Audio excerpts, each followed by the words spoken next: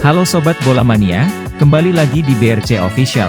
Ada kabar menarik nih mengenai bukti Tavares tak miskin taktik, kini PSM merangsek ke papan atas klasemen.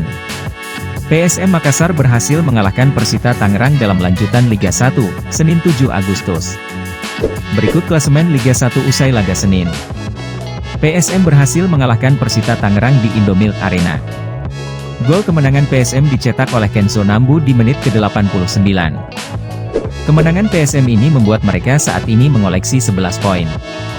PSM pun naik ke posisi kelima klasemen, sementara Liga 1 memiliki poin yang sama dengan 3 tim di atasnya dan berjarak 2 poin dari Madura United yang jadi pemuncak klasemen. Walaupun poin PSM masih mungkin digusur oleh klub-klub yang belum memainkan pekan ke-7 seperti Barito Putra, Bali United, Borneo FC, dan Rans Nusantara, setidaknya PSM mulai mengembalikan aura mereka sebagai juara bertahan Liga 1. Sedangkan di laga lainnya, Bali United bermain imbang 1-1 lawan Persik Kediri. Gol penalti Yohanes Pahabol di masa injury time menggagalkan Bali United meraih poin penuh.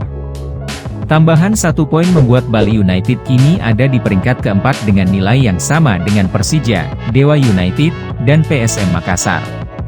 Seperti halnya PSM, posisi Bali United masih rawan digusur tim-tim lainnya yang belum memainkan pekan ke-7.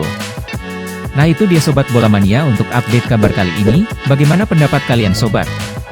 Tulis pendapat kalian di kolom komentar ya Sobat, dan jangan lupa untuk like, comment, and subscribe.